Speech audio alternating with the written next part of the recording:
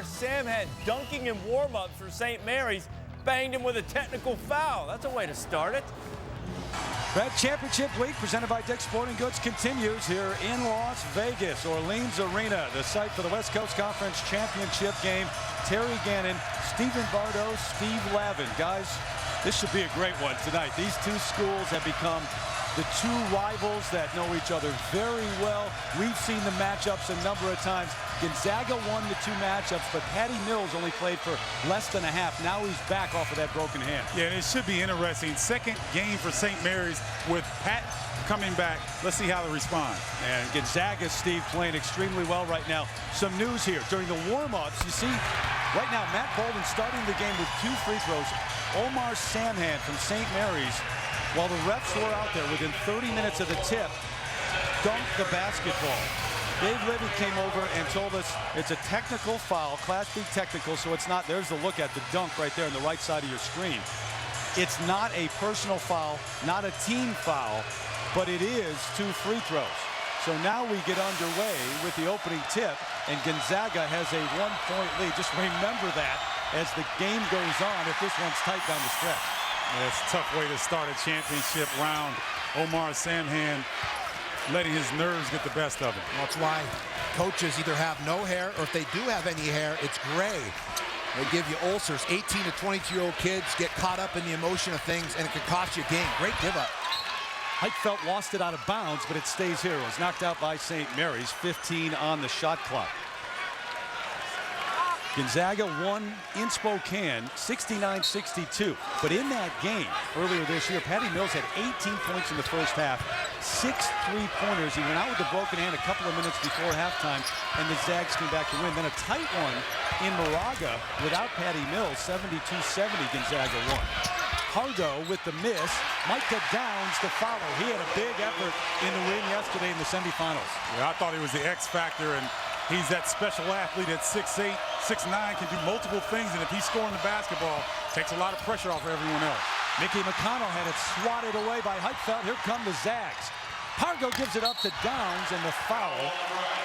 Little overpassing there in transition. Better to go ahead and take the basket. Don't take the points off the board by getting too cute with the extra pass. Lucas Walker, the senior from Australia, with the foul. Our Papa John's starting lineup, Stephen. Mickey McConnell, Wayne Hunter, Lucas Walker, Diamond Simpson, and Omar Samhead. Same starting lineup as at the semifinal.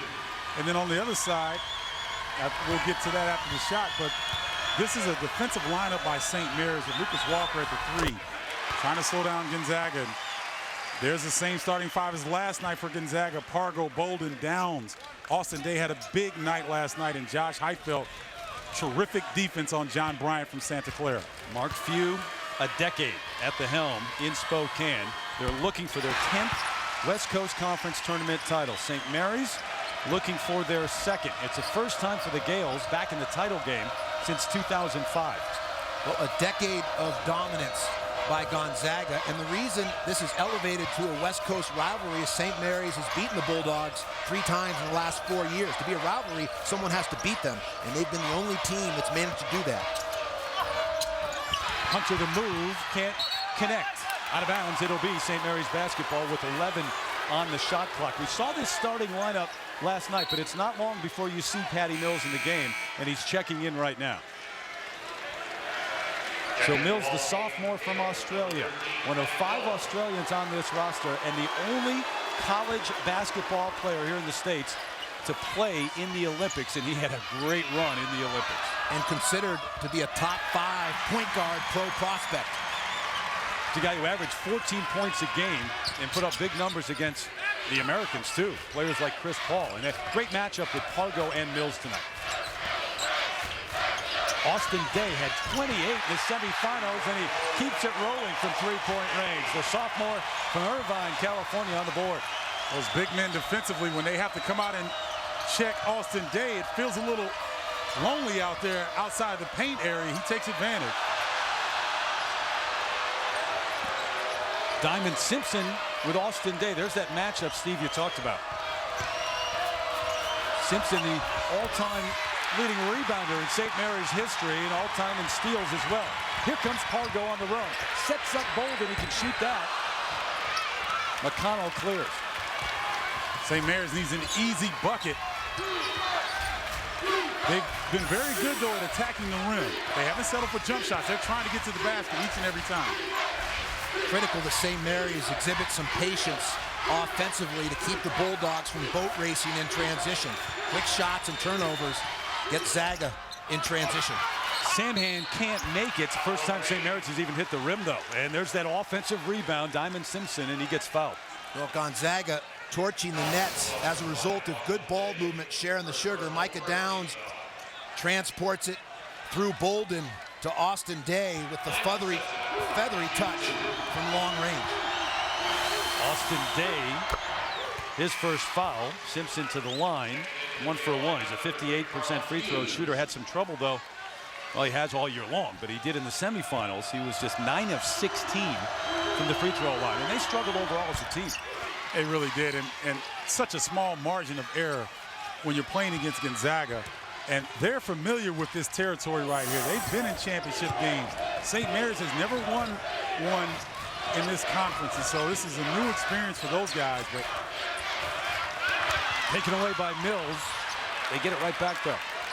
Didn't have possession, didn't change possession, so no new shot clock.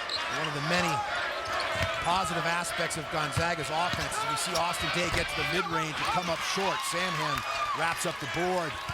But Gonzaga, with multiple players, you can pass, catch, shoot the ball, play make, and that creates matchup problems for opponents, puts them in a bind.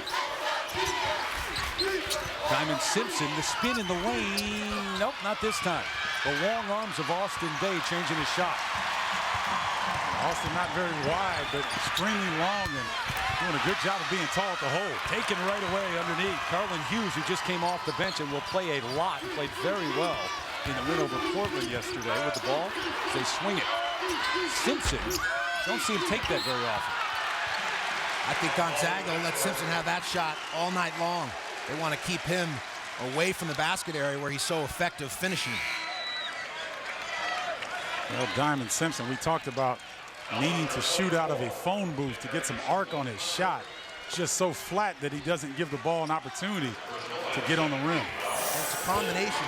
It starts with the feet at the floor and then the flexion in the knees. And that energy is what allows you to get some lift on your shot. He's flat like a tortilla or a pancake. Stephen Gray just came off the bench, almost had the rebound, but here comes Wayne Hunter, who picked up his first foul, the last possession defensively. Simpson in the run to Samhan underneath, and he blew the easy one. Gray can shoot the threes. He has struggled recently, but in a shooting slump his last 5 games. That's a great start and a great sign for the Zags. Well, shooting can be contagious. It rubs off on your teammates. The bucket starts to look bigger and bigger with each game. How does St. Mary's start opening things up here? They're 0 for 6, now 0 for 7 from the floor. Simpson's fouled by Heitfeld. Josh is first and the team second. Great way to open up if you're the Zags, looking for your 10th West Coast Conference Championship here in Vegas.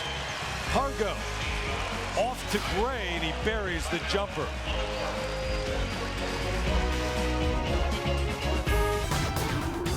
Reese Davis with you, the Sun Belt semifinal. Great time of the year. Championship week. Back here in Las Vegas, the West Coast Conference Championship, the title on the line and the automatic bid. Gonzaga on top. Now